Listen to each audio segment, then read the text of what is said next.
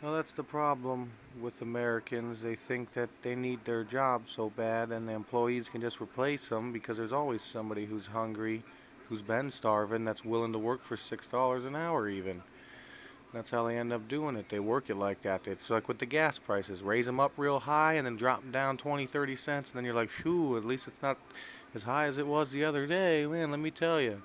Same thing with the wages. Take all the jobs away, and then when they come back, people will be willing to work for $2, $3, whatever they can get, because it's better than what? It's better than nothing. So you got people that are getting replaced all the time whenever their rights start to get violated or they start to feel underappreciated, and they go to mention it to their superiors, and the next thing you know, you're you're looking for a job too, and the people who have a job are looking at you like, oh, I have a job for 5 years. You could have kept your job. You lost it because you're looking for a job because you're lazy. You've been sitting at home. Like, listen, people are going to jobs and getting fired within the first week. Temporary employees run machines on their first day that people train them for 10, 15 minutes. All kinds of different factories. On the radio shows, they're like, oh, temporary employees that operate machines on their first day. They said something like that one time. A temporary employee got his stuff cut by a peeler machine or something. They said something about the temporary running the machine. It's like, of course they run the machine. They do everything, whatever they're hired for. Yard work all the way to machine work. So life, it's all about give and take.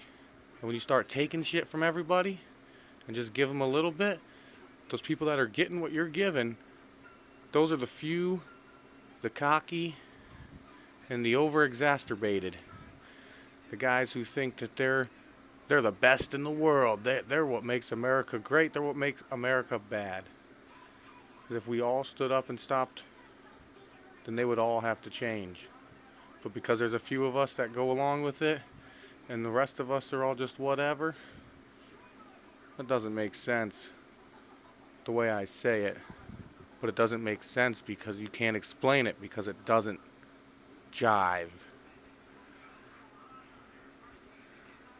Why do we have people out here that are struggling for money, and all these senators and stuff are saying that people are lazy and they need to stop giving them money? But really, they don't tell us where the money is really going. We're not all stupid. Come on, you know that hustler down the road that's selling dime sacks. The government's the same way. They're just dealing with something different. It's a different product. It's the American hustle.